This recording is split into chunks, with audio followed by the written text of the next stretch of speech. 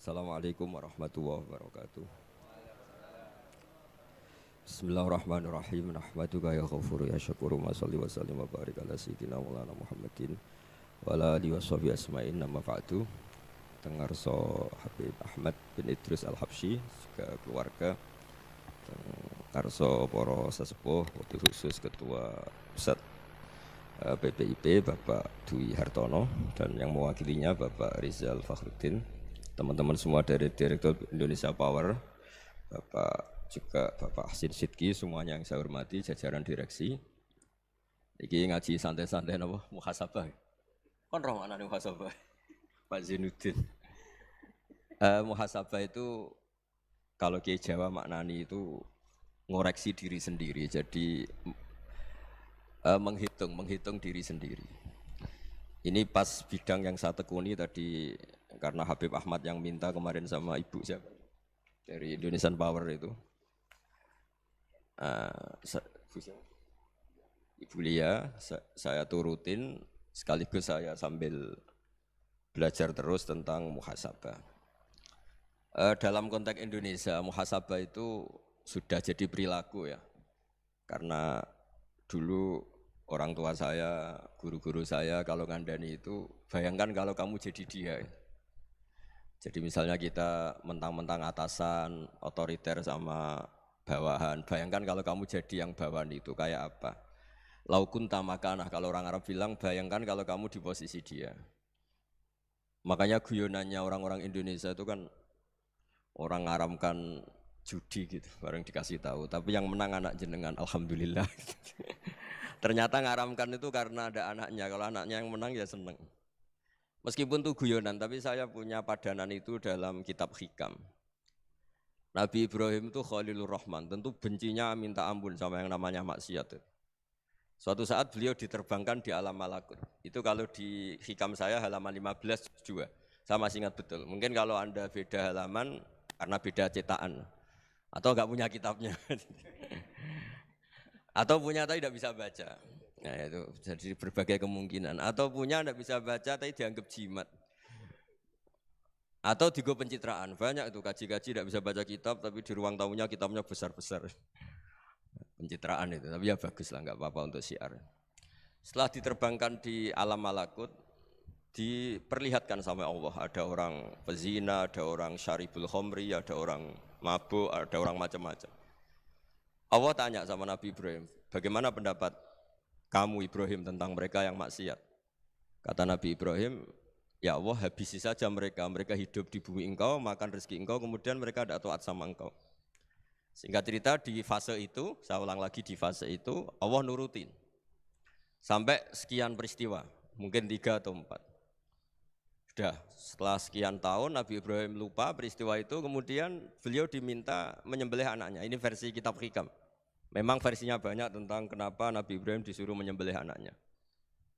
Ketika mau menyembelih anaknya, Nabi Ibrahim ragu.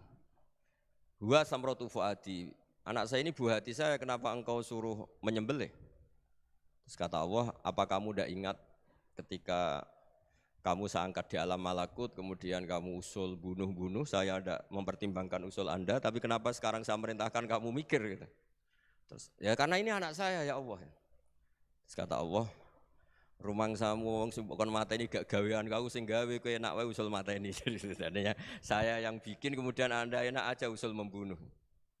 Semenjak itu Nabi Ibrahim itu di eranya itu asfaqun nas, orang paling sayang sama manusia. Karena kadang kita keras itu ya kebetulan itu udah anak kita, ada keluarga kita. Cara orang Jawa itu kan gitu ya, kalau ada perempuan terus macak yang macam-macam pakai sepeda motor cowok terus wah itu luput suwuk, semoga-moga gini. Tapi setelah dikasih tahu, niku ponakane jenengan, semoga-moga selamat. Jadi jangan-jangan kemarin ahli ma'asi itu kebetulan itu tidak keluarga kita. Kalau keluarga kita yang pernah salah pada kita, semangat kita mintakan maaf. Jangan-jangan kita didikte hukum sosial gitu. Jadi orang yang salah, kebetulan itu orang yang menservis kita. Atau keluarga kita, atau orang dekat kita. Jangan-jangan semangat kita mintakan ampun. Tapi kalau sama orang lain, kebetulan musuh kita semangatnya minta itu kena adab. Nah ini yang nggak boleh dalam Islam. Islam mengajarkan niru Rasulullah SAW, Nabi itu rahmatal lil alamin.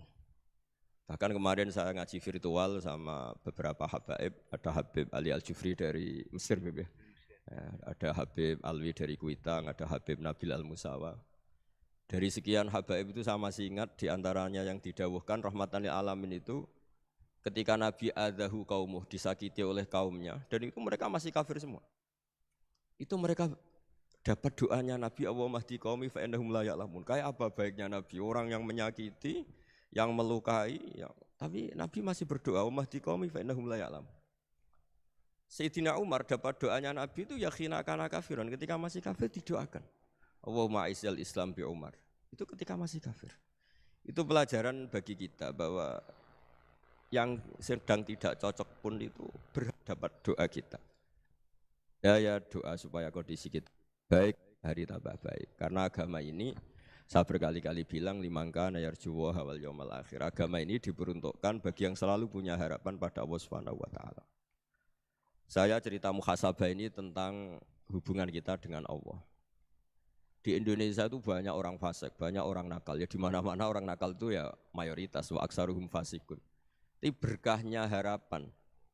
Mungkin saya kira nakal sok benda, mungkin saya kira sholat sok ben sholat, mungkin sekarang belum sakhok, belum dermawan, suatu saat dermawan.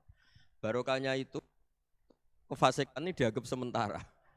Sedang fasik, sedang tidak benar. Karena kiai-kiai kita, para guru-guru kita, para habaib utamanya itu mesti bilang semoga husnul khotimah. Nah barokahnya doa itu, semoga husnul khotimah itu menjadikan satu pola sosial. Yang sedang fasik ini masih diharapkan jadi lebih baik, jadi lebih. Sehingga kita tidak ngambil sikap ekstrim, yang ingin menghabisi atau ingin mengadili, tidak. Karena selalu kita punya harapan, Dan agama ini limangka nerjuwo hawal yawm akhir. Bayangkan itu kalau yang nakal itu anak kamu. Pasti kamu nggak ingin kan langsung dapat azab, dapat apa. Padahal kita semua jadi tokoh ini abul kulli, bapak dari semuanya. Sehingga ketika Rasulullah SAW jalan-jalan kemudian melihat perempuan sedang menyalakan api. Kalau apinya mati ditiup, anaknya dijauhkan.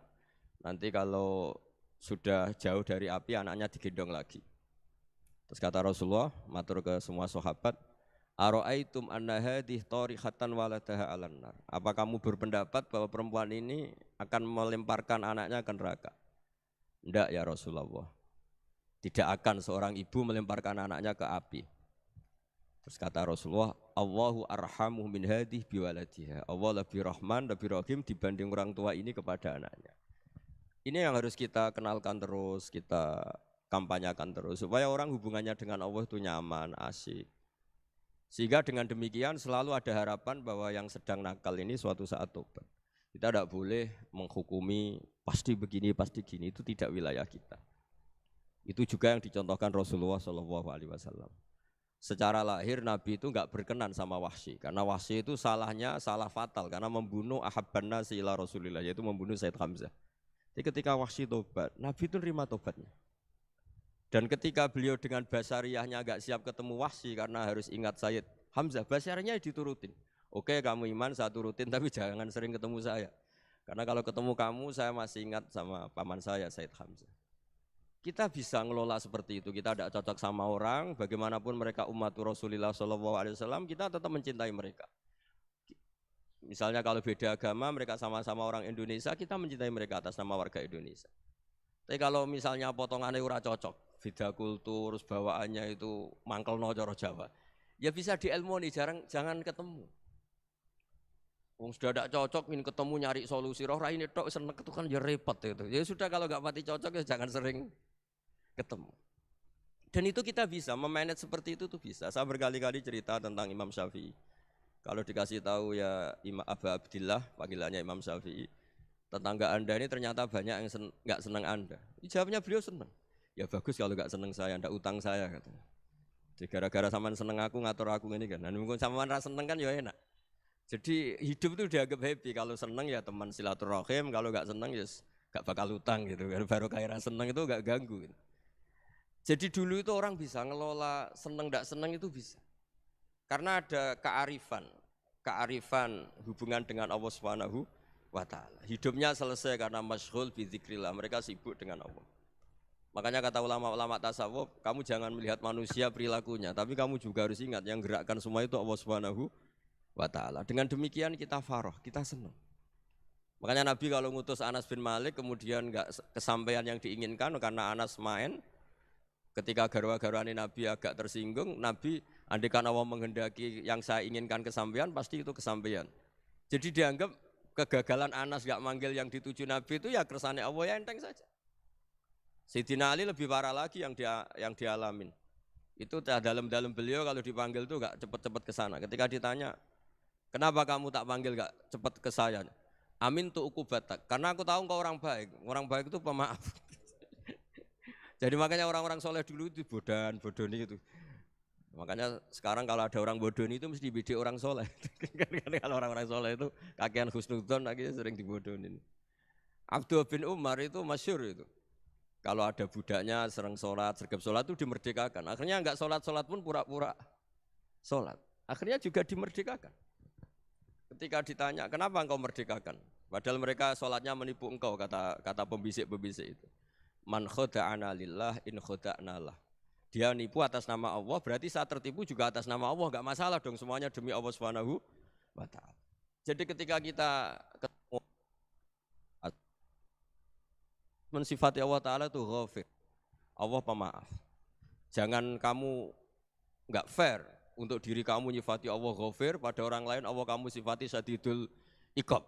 Jadi Allah kamu atur, kayak MC tadi ngatur saya. Jadi Allah itu apa? Kalau pada saya ghafir, kalau pada musuh saya syadidul iqab. Itu enggak fair. Kalau Anda punya harapan kepada Allah karena Allah Rahman Rahim, Allah ghafir, sebenarnya Allah pada musuh kita ya bisa saja Allah ghafir, bisa saja Allah Rahman Rahim. Sehingga kita melihat orang lain yang kita tidak cocok itu ya enteng saja. Itu min ummati Rasulillah sing tanaluhu syafa'atuh, tanaluhu sa'atu rahmati, tanaluhu fair. Jangan dengan kita kayak mesti dapat rahmat, jangan orang lain kayak Allah pasti syadidul iqab. Itu tidak boleh. Sehingga ketika ada orang Badui, singkat cerita orang Badui ini kencing di masjid, semua sahabat membentak dia. Yang enggak bentak hanya Nabi tok. Saking mangkalnya orang ini karena semua sahabat bentak kecuali Nabi. Setelah dibenarin Nabi, terus Nabi nyuruh sabbu ali dhanuban min ma'in. Setelah disucikan masjid itu, dia berdoa keras sekali. Allahumma arhamni wa Muhammadan wa la tarham ma'ana ahadan. Ya Allah, yang berhak dapat rahmatmu hanya saya dan Nabi Muhammad, yang lainnya jangan. Karena yang lainnya tuh jengkelin, gitu aja saya salah dimarah-marahin gitu. Jadi kalau kamu doa terbatas ya kayak orang Bedui ini, kayak orang Arabi. Apa kata Nabi? Laqad tahajjarta wasi'an. Allah yang rahmatnya luas menjadi kamu sempitkan. Karena kamu mau atur Allah hanya Rahman pada Indonesian Power, pada NU, pada kita, yang orang lain enggak perlu dapat. Itu kan kasihan Islam, karena Islam terus enggak dimiliki semua orang. Allah enggak dimiliki semua orang, Rasulullah enggak dimiliki semua orang, karena dipek NU, dipek ormas tertentu, dipek enggak boleh seperti itu. Enggak boleh takhasyar tawasian kata Nabi, enggak boleh mempersempit zat yang rahmatnya itu luas. Ini semoga etika ini kita pakai di Indonesia. Yang sedang fase kita harapkan lebih baik. Yang sedang enggak dapat hidayah kita doakan dapat apa? Hidayah. Masyhur kan, makanya tadi saya mohon sama Habib Ali supaya Habib Ahmad supaya tetap mahalul qiyam, tabaruk sama Habib Ali. Di antara doa-doa di Simtuduror masyhur itu antuqabilal mudhniba minnah bil ghufran wal musi'ah bil ihsan. Jadi harapannya para habaib, para orang-orang baik dulu ya semoga yang dosa itu dimaafkan, yang sedang salah dibuka, bikin lebih baik. Nabi itu tugasnya juga gitu. Wastaghfir li dzambika walil mu'minina wal mu'minat. Nabi itu tugasnya juga memintakan ampun yang sedang salah. Nah, ini cobalah jadi etika kita, muhasabah kita. Jadi muhasabah itu cara berpikir kita set, kita pikir ulang. Ternyata semangatnya seorang nabi itu wastaghfir li dzambika walil mu'minun. Semangatnya itu memintakan ampun. Orang ahli tafsir tahu semua kalau Nabi itu tidak mungkin dosa. Jadi itu khitabun Nabi wa urida bihi ummatu, itu khitab Nabi, tapi yang dimaksud itu umatnya, karena Nabi tidak akan mengalami dzambun, tidak akan mengalami dosa. Sekarang enggak, kadang-kadang kita ini kalau orang lain salah itu semangat. Kalau di perusahaan ada teman salah, apalagi pimpinan salah itu seneng, barokahnya salah bisa ganti kan gitu. Jadi kalau mungkin di dunia tokoh juga gitu, barokahnya ada tokoh salah, kita yang jadi populer sendiri, tidak boleh seperti itu. Kita harus salimus sodri di jami'il muslimin. Jadi ini harus dilatih. Saya tadi matur sama Habib Ahmad, latihan kita jadi hidup. Nabi itu kalau resep jadi wali itu kata Nabi gampang. Kata Nabi kalau kamu ingin disenangin Allah, ya sudah. Kalau kamu asbahta wa amseta gini-gini, perasaan kamu kata Nabi jangan punya perasaan ghil sama orang muslimin. Itu sudah wadzalika min sunnati. Makanya Nabi ngendikan la yablughni ahadun an ahadin syai'an. Ada yang baca la yuballighni ahadun an ahadin syai'an. Seseorang jangan melaporkan ke saya tentang salahnya yang lain. Fa inni akhruju ilaikum wa ana salimus sadri, karena saya ingin ketemu sampean semua dalam keadaan salimus sadri, tidak punya perasaan apa-apa. Karena kalau nurutin pembisik, nurutin informasi itu ya repot, karena orang pasti sepihak. Ada kiai yang top datang ke kampung-kampung ning desa-desa. Kata yang seneng itu punya akhlak. Wah itu bagus orang besar datang ke kampung-kampung. Kata yang enggak seneng, oh itu jobnya kiai kecil kok diambil, itu kan ya kasihan itu kan sudut pandang. Makanya saya sering bilang akal kita ini cukup untuk mentasdik Rasulullah Shallallahu Alaihi Wasallam. Meskipun perasaan kita kadang orang Jawa itu beda. Saya berkali-kali bilang sama peneliti dari Jogja, kenapa sih Gus para nabi itu kok poligami istrinya banyak? Nabi Dawud katanya itu berapa? Itu Nabi Sulaiman malah jumlahnya agak terbatas ini. Nabi Muhammad itu paling sedikit. Saya tanya gini, perempuan itu orang lemah, jadi kalau nolong orang satu gimana baik, kalau nolong orang dua ya lebih baik, ya sudah kira-kira seperti itu. Paling tidak akal kita masih tahu kalau orang baik, itu kan mesti baik. Nolong orang satu baik, nolong orang dua ya lebih baik, nolong orang tiga lebih baik. Tapi kalau kamu orang nggak baik, satu saja kamu terlantarin, kamu miskinkan, kamu ya tinggal diukur kan. Kalau orang baik, nambah baik. Tapi kalau orang buruk, tambah buruk. Nah itu akal. Akal kita bisa menganalisis kenapa sih nikah itu ada yang poligami, ada yang enggak. Sudah ukur saja diri kamu. Misalnya kayak saya elek keriting, rabi terus. Memperbanyak wong elek. Orang perilaku tok raine dadi elek kabeh gitu. Tapi nak kowe iku ganteng, alim, ganteng, sugih. Anake ganteng-ganteng, berhubung kowe saleh ahli swarga kabeh. Mertua yo bangga karena karir kamu meyakinkan. Ini mertua kamu aja enggak bangga mau nambah. Ipar gak bangga, mertua gak bangga, desa kamu yang kamu wayai juga gak. Beda dengan Nabi ketika nikah Juwairiyah itu gak ada pernikahan sebarokah Nabi dengan Juwairiyah itu asharu Rasulillah. Di situ habis perang banyak tawanan, gara-gara jadi besanya Nabi langsung dibebaskan semua karena asharu Rasulillah. Sekarang besanya Kanjeng Nabi. Dulu Abu Sufyan mangkalnya bukan main sama Nabi. Gara-gara putrinya dinikah terus langsung jadi. Kalau kamu kan enggak, nikah satu, nikah lagi, satu kampung musuhi kamu. Karena istri pertama ya cemburu, yang kedua agak bangga. Wah itu selesai itu. Di dunia wal akhirah. Maksud saya, nganalisis Islam itu harus pakai akal.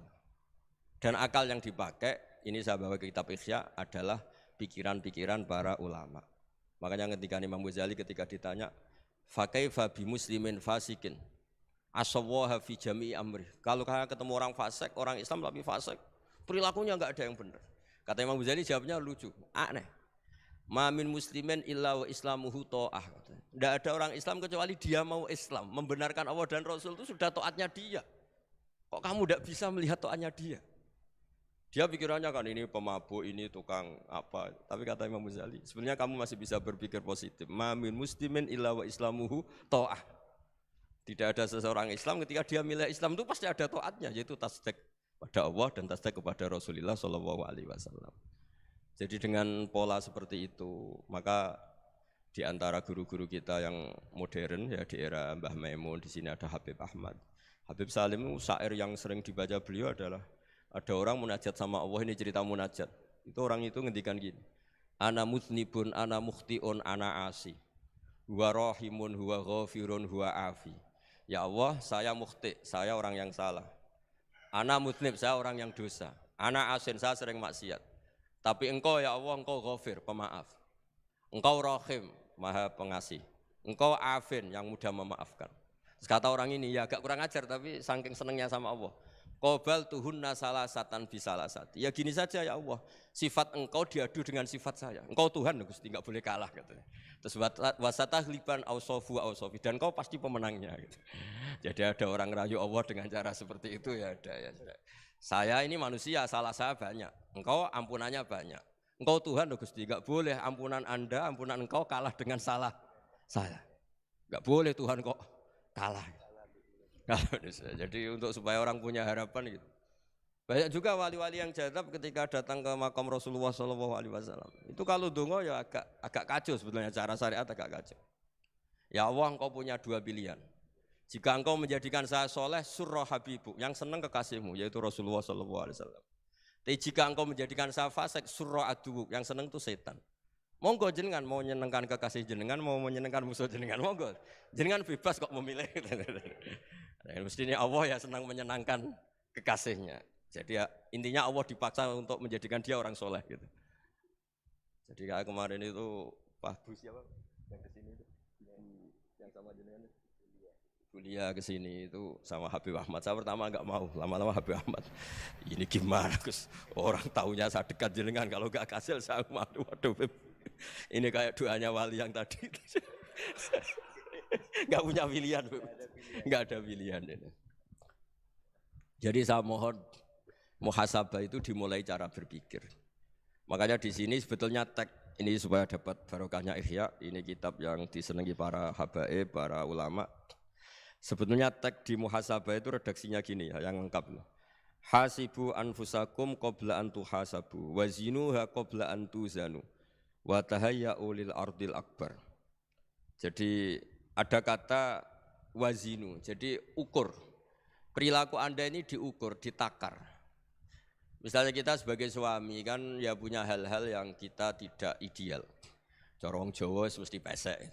Cara rezeki ya pas-pasan. Dan kita juga kalau makanya enggak boleh tanya istri begini, apa saya cinta pertama Anda? Pasti Anda kecewa. Orang jadi istri hanya korban terakhir gitu. Sudah. Karena orang kalau ngelamar kemana-mana enggak jadi, yang jadi istri itu pasti korban terakhir itu. Jarang istri pilihan pertama, jarang. Ayo semua yang nikah. Rata-rata itu pilihan Anda pertama Pak, dari sekian ditolak di mana-mana terus.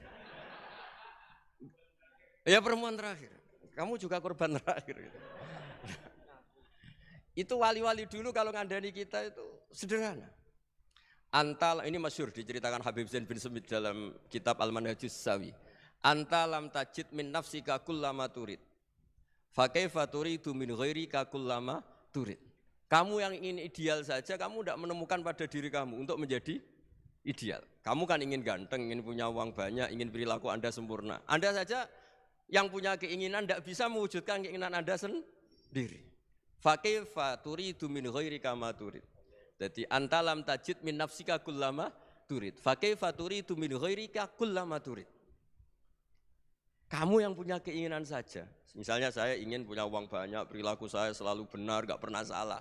Loh, saya yang ingin saja dengan diri saya, enggak bisa untuk benar terus. Kok kamu berharap orang lain selalu benar?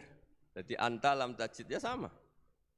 Kalau kamu menuntut istri kamu itu ramah, neriman, apa kamu neriman sama wajah istri Anda gitu? Engko ya pola ning dindi jajaki sana jajaki sini kamu sendiri ndak kona apa. Jadi itu nasihat yang luar biasa. Anta lam tajid min nafsika kullama turid, fa kaifa turidu min ghairika kullama turid.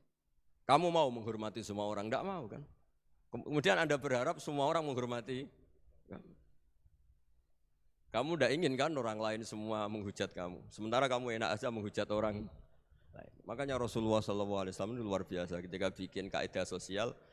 Apa la yu'minu ahadukum hatta yuhibba li akhihi ma yuhibbu li nafsi. Jadi kalau ukuran iman itu sederhana. Kalau sesuatu itu baik, nyaman bagi Anda ya bayangkan itu pada teman Anda. Misalnya Anda bangun tidur sudah acak-acakan, enggak punya uang, utang jatuh tempo, kan enggak ingin ketemu orang. Ya kamu jangan bertamu ke jenis ini karena dengan kamu yang alami juga enggak siap ketemu orang. Makanya ada Habib Alim itu dilapuri sama seseorang. Beb, dulu teman saya itu ketika saya kaya itu sering main ke saya. Setelah saya miskin, mereka tidak main ke saya. Kata Habib itu bagus, sunau begitu itu bagus. Coba kalau kamu dulu kaya, teman kamu main kan kamu gaya. Di rumah ada makanan, bisa hormat tamu. Setelah kamu miskin jadi buruh manol di pasar atau buruh bikin boto, teman kamu datang, malu enggak kamu? Mendingan enggak datang gitu. Akhirnya baru, oh ya alhamdulillah kalau gitu. Loh ya kan dulu teman kita datang, kita ada Alphard, istri cantik, rumah bagus. Lah kita miskin, buruhnya orang pas dibentak-bentak, teman kamu udah datang. Milih datang apa enggak kalau setelah kamu jatuh? Enggak kan? Jadi barokahnya ilmu itu terus. Ya, tapi kadang-kadang orang tuh, wah setelah saya miskin teman-teman tidak kasih ke sini. Ya kalau kamu sudah jatuh teman-teman kamu ke situ jadi tontonan. Ya mulai sekarang cara berpikir itu dirubah. Dulu yang namanya kiai itu kalau diundang orang itu ya agak-agak senang. Semenjak saya itu agak rubah. Ngundang kiai, ngatur kiai itu tak haram-haramkan ya ada lumayan lah sekarang itu sudah mulai agak beretika. Dulu itu ngundang tuh tanggalnya ditentukan, jamnya ditentukan, enggak mikir apa kiai saat itu nganggur, enggak. Punya wadifah, enggak. Dia milih tanggal yang dia nganggur, enggak mikir pas itu kiainya nganggur apa, enggak. Ya saya hanya cerita aja, kamu tersinggung ya monggo, boten ya monggo itu kan. Jadi saya mohonlah supaya tadi saya juga matur ke Habib Ahmad. Jadi untuk orang merasa ikut sunnah Rasul itu gampang sekali kata Sayyid Muhammad. Dulu Nabi berpakaian ala daerahnya. Kalau mikot ya pakai mikotu baladi. Karena Nabi orang Madinah dan beliau berdomisili di Madinah ya misalnya mikotnya dari Bir Ali misalnya. Tapi kalau Anda orang kawasan Tanim mau umrah ya dari Tanim. Misalnya kawasan Jirona ya dari Jirona. Artinya apa?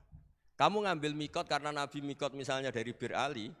Bukan berarti kamu harus seperti Nabi di Bir Ali, kamu orang Mekah, misalnya kamu orang Tanim, orang dia harus dari mikotu apa? Baladi. Sama, makanya di fikih-fikih itu kalau teknik anak, Nabi orang Arab, halawiyatnya kurma ya kurma. Kalau orang Jawa sedegan, semua podo-podo. Ya, podo-podo manis. Jadi ini tabaruk sama Sayyid Muhammad, ini ada murid beliau, Habib Ahmad, saya baca. Supaya orang itu merasa ikut Nabi itu gampang sekali. Ini saya baca ya di halaman tadi disaksikan Habib Ahmad 433 di kitab apa ini? Manhajus Salaf fi Fahmin Nusus. Itu kata Sayyid Muhammad wa kanat sunnatu Rasulillah annahu yat'amu ma yajiduhu fi ardi wa yalbasu ma yajidu wa yarkabu ma yajidu mimma abahu wa ta'ala. Faman istamala ma yajiduhu fi ardi fa huwa al-muttabi' lis-sunnah. Kama annahu hajjal baita min madinati. Faman hajjal baita min madinati nafsi fa huwa al-muttabi' lis-sunnah wa illam takun hadhil madinatu tilka. Jadi intinya misalnya Nabi dulu itu ngasih sedekah kepada fakir miskin ya pakai dinar, dirham. Ya kalau orang misalnya sedekah pakai rupiah ya sudah ikut sunnah Nabi. Jangan, lu Nabi pakai dinar loh, kamu kok pakai rupiah. Dulu dinarnya Nabi udah ada tulisannya Bank Indonesia, kamu kok ada tulisannya Bank. Ya tidak ada seperti itu. Ya jadi misalnya Nabi sedekah pakai tamar atau pakai al-aqid, ya kita pakai beras, pakai apa. Supaya orang tuh bahwa Rasulullah itu milik kafatal linnas, milik semuanya. Sehingga merasa ikut sunnah Nabi itu ya semuanya. Makanya dulu Mbah Mun kalau motivasi saya supaya bombong, kalau orang Jawa bilang bombong. Wong Jawa mesti ono wong alim. Beliau menyontohkan pas itu Mbah Fadol, Senori, Mbah Ihsan Jambes. Itu bisa ngarang-ngarang kitab luar biasa, padahal beliau bukan orang Arab. Imam Sibawai itu orang Persia, Imam Ghazali orang Tus itu juga ikut Persia. Kata Mbah Mun, wong sing ora Arab lah mesti untuk jatah alim kata beliau. Karena Nabi itu diutus kafatal linnas. Nanti kalau orang yang alim itu Arab tok berarti tidak ada perwakilan dari Afrika, dari Asia Tenggara, dari mana-mana. Makanya karena Nabi statusnya itu kafatal linnas. Jadi kita harus bangga sebagai Muslim, sebagai orang Indonesia karena misalnya Wali Kutub dulu terkenalnya hanya ada di Yaman, di mana. Ternyata pernah ada juga di Indonesia dan seperti Habib Abu Bakar Segaf Gresik. Jadi ya artinya kan tetap orang Indonesia meskipun beliau dzurriyyah Rasul kan ya sudah orang apa? Orang Indonesia. Dzurriyyahnya Habib Ali Simtuduror sekarang di Solo. Jadi Indonesia juga dapat alawin banyak dari Sadatin al-Alawin juga banyak. Jadi saya mohon barokahnya ngaji seperti ini melihat orang lain tuh gampang. Bayangkan tuh kalau anak kamu. Makanya Nabi nanti kalau nggak percaya lihat di Hikam nomor 15 di kitab saya itu. Di situ dijelaskan oleh Hikam, jangan-jangan semangat Anda pada orang yang maksiat, pada orang yang keliru supaya dihukum itu karena kebetulan itu tidak anak Anda, itu tidak keluarga Anda. Coba kalau itu keluarga Anda. Makanya kalau saya guyonan di Jogja itu ada pembantu mecahkan piring terus dimarahi majikannya, saya mesti guyon gitu, pasti itu pembantunya tidak cantik. Kok bisa Gus? Andai kan cantik dan kamu senang mecahno piring satu, piring 1000 ora iso ngamuk. Ternyata ngamuknya itu karena mecahkan piring apa karena plus tidak cantik? Coba jawab para lelaki ini. Kamu marah sama orang maksiat itu karena maksiat karena plus itu udah anak Anda. Bayangkan kalau itu anak Anda. Itu hebatnya Rasulullah SAW. Karena kita yang salah pun kadung umatnya, Nabi tetap ngasih fasilitas syafaati li ahlil kabair min ummati. Kayak apa baiknya Nabi? Tidak ikut maksiat tapi ikut fasilitasi ngasih syafaat. Loh kalau li ahlil ibadah kan wajar. Nabi ketika ini syafaati li ahlil kabair min ummati. Ya karena tadi logika yang dibangun Rasulullah itu logika yang luar biasa. Kita semangat orang lain kena hukuman itu karena kita tidak punya ra'fah, tidak punya rahmah. Coba kalau Rasulullah yang bil mu'minina ra'ufur rahim, semangatnya itu mendoakan supaya tobat, mendoakan diampuni.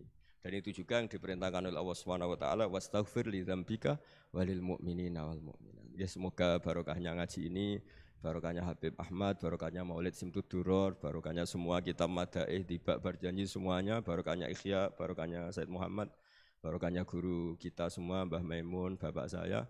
Kita ini ngikuti manhaj, ya, ngikuti apa? Manhaj. Saya sering didhawuhi Mbah Mun, kenapa ihdinas siratal mustaqim bukan siratoka? Bukan jalan engkau ya Allah. Karena Allah itu enggak bisa kamu tiru. Allah itu tidak tidur, tidak makan, tidak kesel, tidak capek. Yang bisa ditiru itu siratal ladzina an'amta alaihim. Yang bisa ditiru manusia ya niru manusia. Karena Allah itu tidak bisa ditiru. Makanya ihdinas siratal mustaqim siratal ladzina. Dan niru siapa? Niru guru-guru kita. Termasuk niru cara pandang. Jadi misalnya ada orang awam di rumah itu hanya delok reng, delok tikus liwat, itu kan kayak nganggur. Kok ora tahajud malah main delok reng. Melihatnya jangan gitu. Huwa tarokal ma'asiyah. Dia di rumahnya tidak dugem, tidak kemana-mana. Dia berarti malam itu tarkul ma'asi. Tidak nyopet, tidak garong, tidak ke tempat maksiat. Susahnya apa sih husnudzon? Jadi jangan lihat huwa tarkut tahajud, huwa tarokat tahajud, wa taroka qiyamal lail. Oke ya, namanya orang begitu ya tidak tahajud, tidak qiyamul lail. Tapi susahnya apa sih kamu bilang huwa tarokal ma'asiyah? Dia juga meninggalkan maksiat. Dan tarkul maksiat itu ibadah. Supaya orang tuh gampang lah husnudzon sama orang muslim. Ini orang mukmin, orang yang luar biasa. Di mata Allah itu orang yang luar biasa. Kayak tadi Imam Ghazali, kalau saya ketemu orang muslim kemudian dia tidak pernah baik, gimana? Kata Imam Ghazali, ma min muslimin illa wa islamuhu ta'ah. Tidak ada orang Islam ketika dia mentasdihkan Allah dan Rasulullah, berarti dia juga punya taat. Ya ini latihan saja, sing iso nglakoni Habib Ahmad kula namung cerita mawon. Kula cerita secara akademik, saya punya kitab, saya baca dan alhamdulillah kita paham barokahnya para guru dan supaya terbiasalah sebaik-baiknya ibadah husnudzon billah wa husnudzon bil mu'minin. Soal tidak cocok ya diilmoni tadi ya, namanya enggak cocok ya jangan sering ketemu. Seperti Rasulullah SAW, beliau karena sangat mencintai Said Hamzah, ketemu orang yang pernah begitu sama Said Hamzah ya beliau secara basyariah tidak siap. Tapi beliau secara cara bahasa sekarang secara profesional kalau beliau seorang nabi dan harus menerima tobatnya siapapun ya diterima. Saya meskipun dengan A, B gak cocok karena dia begini-begini sama saya, tapi saya ingat dia sholat, dia baca sholawat, dia mencintai Rasulullah. Ya kita hormat. Ya soal gak cocok ya di manage tadi ya. Zuruhiban tasdad huban, kalau gak pati cocok ya jangan sering ketemu bawaannya enak nanti. Ya semuanya itu diilmoni lah. Makanya ngendikane Ma'ruf Al-Qurhi ada yang baca Al-Kharki, mangqala fil yaumi salasa marrat aw marham ummata Muhammad kutiba minal abdal. Karena semangat mencintai siapapun satu hari sering baca Umar Hammata Muhammad, wa asli ummata Muhammad, wa tajawaz an ummati Muhammad. Itu mesti kutiba minal abdal. Dia pasti termasuk wali abdal. Maksudnya semangat mencintai. Ya dilatih lah.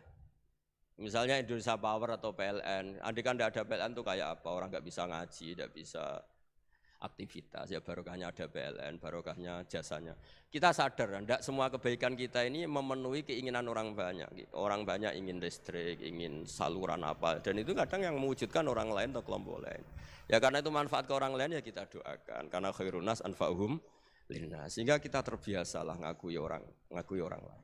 Seperti semangatnya Rasulullah SAW, semuanya itu didoakan, semuanya diinginkan kebaikannya. Bahkan Nabi gak putus asa sampai di akhirat. Ketika Nabi lain sudah putus asa karena sudah akhirat, sampai dimintai syafaat semuanya bilang nafsi, nafsi. Karena merasa semuanya enggak punya nyali di depan Allah. Karena ini sudah akhirat, sudah finish.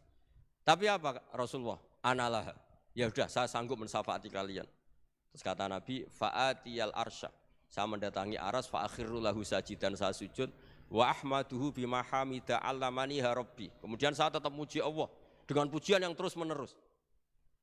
Padahal sudah di akhirat sudah finish, Nabi dimintai syafaat masih sanggup. Karena Nabi tahu, akhirat tidak bisa mendikte Allah, tidak bisa. Allah terus bilang, ya Allah ini akhirat, loh, engkau sudah tidak boleh mensyafaat, tidak bisa. Allah tidak bisa diganggu akhirat, Allah tidak boleh dibatalkan rahmannya oleh akhirat. Allah tetap Rahman Rahim abadal abad. Dan Nabi tahu itu.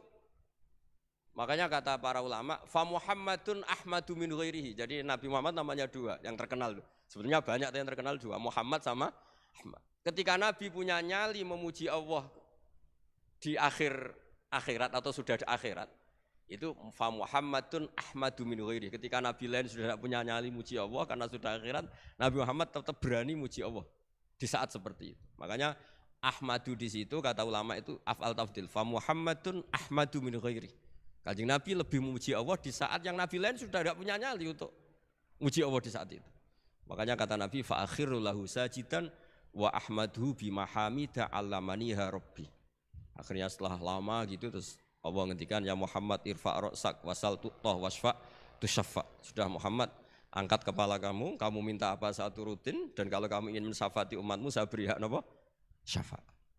Nah, semoga semangat itu juga menjadikan kita munajat bahwa rahmat Allah tidak terbatas, harapan juga tidak terbatas. Mungkin yang sedang nakal ya kita katakan sedang, jangan terus kamu pastikan wah ini mesti suul khotimah, mesti tidak orang baik. Tidak, agama ini limangkan air juwa wal yaumal akhir, selalu bagi yang punya harapan. Ya, mungkin dapat barokah semua. Mantu dengan kata wassalamualaikum warahmatullahi wabarakatuh.